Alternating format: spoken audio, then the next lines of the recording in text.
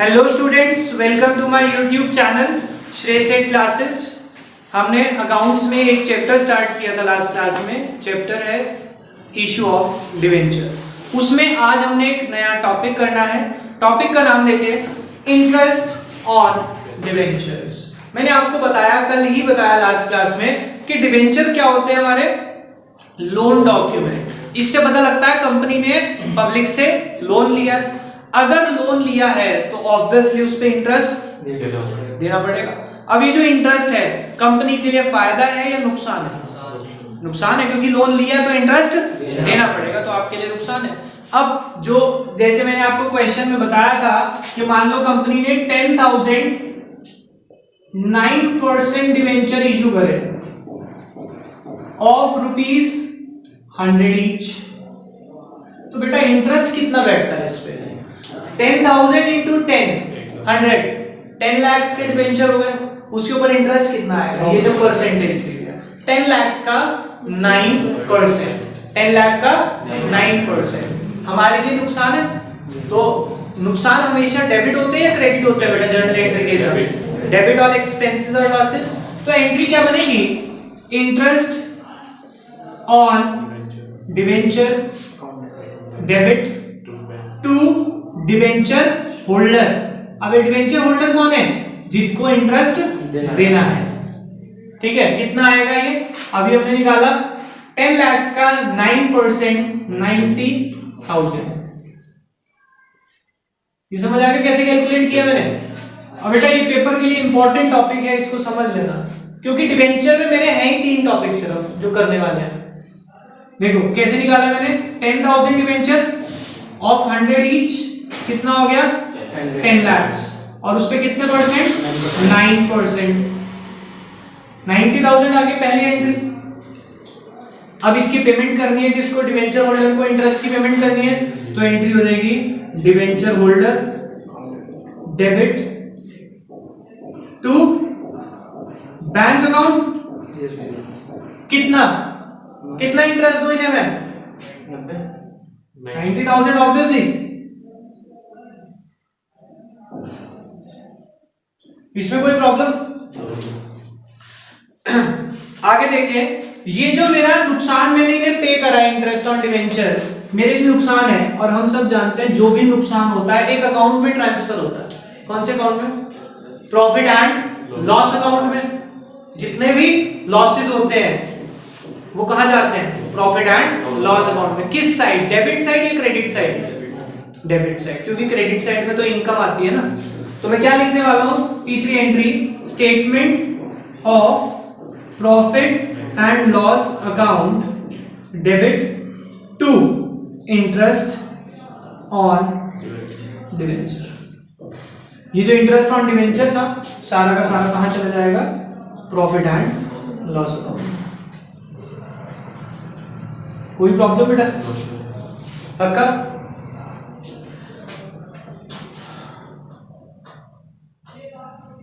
अब इसी में सपोज यही क्वेश्चन है, क्वेश्चन में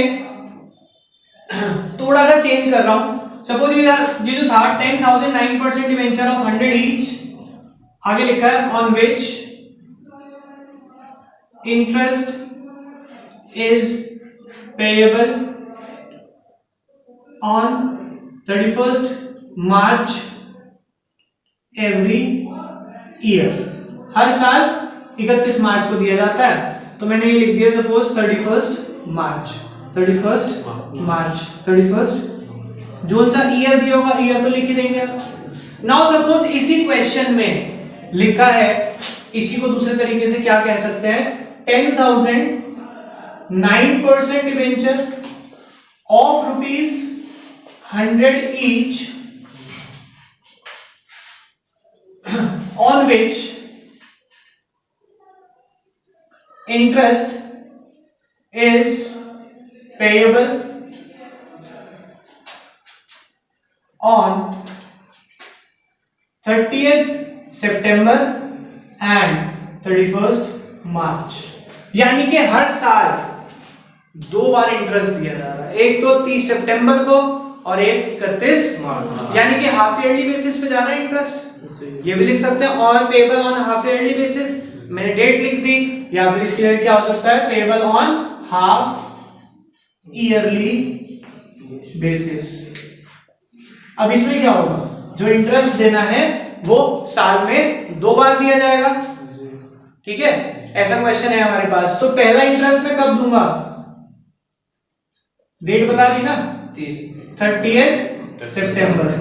एंट्री क्या होगी, interest on debenture debit to debenture holder.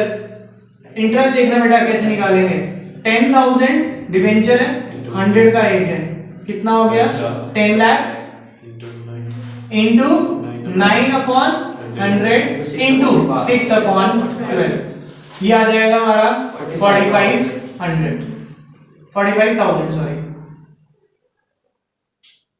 आगे बात समझ। फिर मैं इसको पे कर दूंगा, डिवेंचर होल्डर टू बैंक, कितना जाएगा, 45,000। ये किस दिन गया, 30 सितंबर। फिर आएगा 31 मार्च। 31 मार्च को फिर से इंटरेस्ट लगेगा, interest on debenture to debenture holder, फिर से 45,000 और फिर क्या जाएगा, डिवेंचर होल्डर डेबिट, पैसे ना दूं, debenture holder debit to bank, कितने देंगे हम, 45,000 31 मार्च को। अब 31 मार्च को जितना भी मेरा टोटल नुकसान हुआ इंटरेस्ट ऑन डिवेंचर का, सारा ट्रांसफर कर दूंगा प्रॉफिट एंड लॉस अकाउंट में। बच्चे के दिमाग में आता सर पीएनएल की एंट्री यहां क्यों नहीं करी, बेटा आप सोचें, जितने भी आपने क्वेश्चन किए आज तक, बैलेंस शीट और प्रॉफिट एंड लॉस अकाउंट कभी साल के बीच में बनता है या ईयर एंड पे बनता है, एक बार ईयर एंड पे बनता है। इंटरेस्ट भले ही बीच में दे दिया, लेकिन पीएनएल तो ईयर एंड पे ही बनेगा, तो ईयर एंड वाली डेट में ही आएगी statement of profit and loss account debit to interest on debenture, कितना, 45 टोटल 90,000 से आएगी। कोई प्रॉब्लम बेटा किसी बच्चे को, समझ आ गया। एक बार इसकी फोटो क्लिक कर लें। देखो बेटा, इसी में एक छोटा सा पॉइंट और है, वो है हमारा टीडीएस का। टीडीएस की फुल फॉर्म होती है tax deducted at source, tax deducted at source. इसका देखो बेटा, नेक्स्ट मैं आपको टॉपिक करा रहा हूं, इसी में टीडीएस का एक कॉन्सेप्ट होता है, टीडीएस का फुल फॉर्म है tax deducted at source. India में एक रूल है कि जब भी कोई ऑर्गेनाइजेशन अगर इनकम बांट रही है, उस इनकम के ऊपर टैक्स वो खुद डिडक्ट करेगी, और जितना टैक्स है वो किसको जमा कराएगी, गवर्नमेंट को। सपोज आप अगर कहीं पे जॉब कर रहे हैं, आपकी जॉब में जो सैलरी है, उस सैलरी में जो आपका टैक्स का हिस्सा बनता है ना, वो टैक्स वो आपकी सैलरी में से डिडक्ट होने के बाद आपको मिलेगा, और जो टैक्स का हिस्सा है वो सरकार को वो ऑर्गेनाइजेशन खुद जमा करा देगी। ये इंडिया में रूल है। ऐसा रूल क्यों बना था, उसकी थोड़ी सी हिस्ट्री जानने की कोशिश करते हैं, क्योंकि ये तभी याद रहता है कि रीजन ऐसा क्यों हो रहा है। जैसे कि कोई भी सैलरीड पर्सन है जो ऑर्गेनाइजेशन में जॉब कर रहा है, सैलरीड पर्सन का एक बहुत नॉर्मल सा ट्रेंड होता है, मंथ के बिगिनिंग में जैसी सैलरी आती है खुल के खर्चा होता है, क्योंकि पैसे आए। मंथ एंड आते आते क्या होता है, सैलरी खत्म होनी शुरू हो जाती है। वो क्या कहते हैं, अभी पैसे नहीं है, कम खर्चा करो। और ऐसा ही रूटीन हर महीने चलता है। जब साल एंड आएगा, साल का एंड होगा, साल के एंड में भी पैसे नहीं होंगे। गवर्नमेंट ने कहा कि आपने जो भी कमाया है उस पे मुझे इनकम टैक्स दो। उस बंदे ने क्या कहा होगा, भैया इनकम कहाँ है, वो तो खर्च हो गई, मेरे पास टैक्स वैक्स देने के लिए पैसे नहीं है। तो उस टाइम पे गवर्नमेंट का जो मेन रेवेन्यू यानी सोर्स ऑफ इनकम है वो टैक्स ही होती है गवर्नमेंट की, वो नहीं आया सरकार के पास, बहुत कम टैक्स आया, गवर्नमेंट को लॉस हो गया।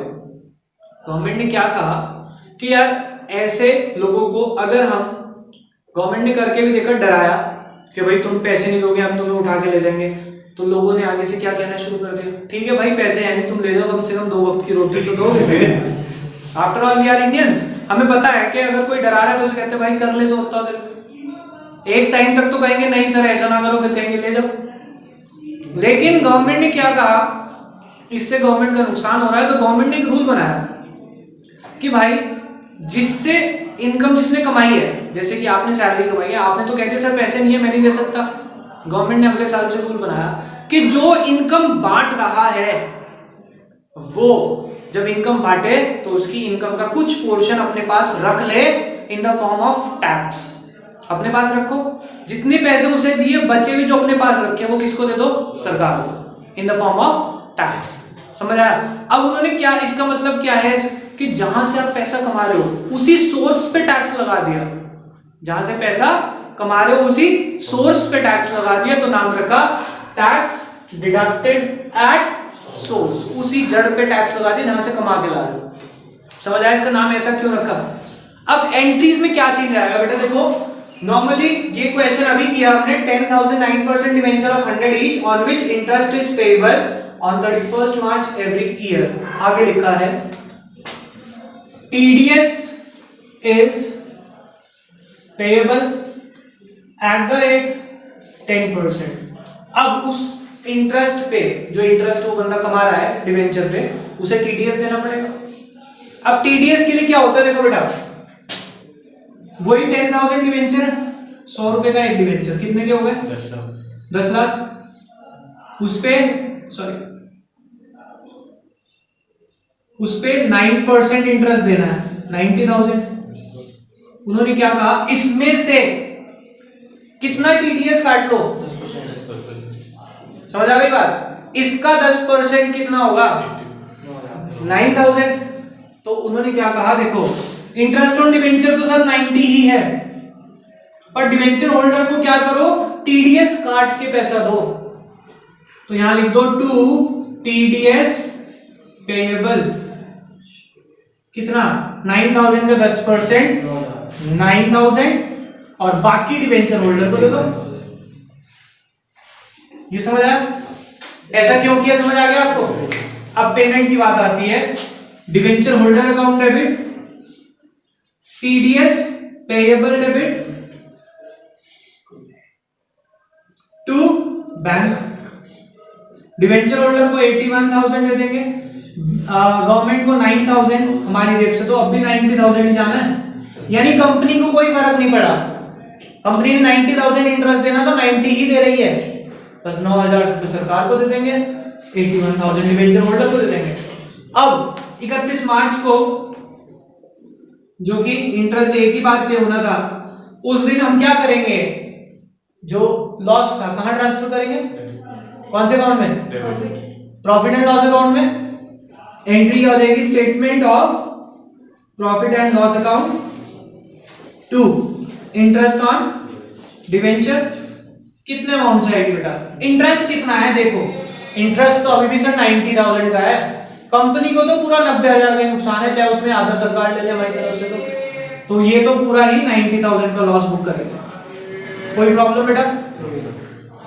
हाँ जी, अगर ये हाफ ईयरली बेस पे हो जाए तभी मेरे ख्याल से कोई प्रॉब्लम नहीं आनी चाहिए। Interest on debenture to debenture holder to TDS payable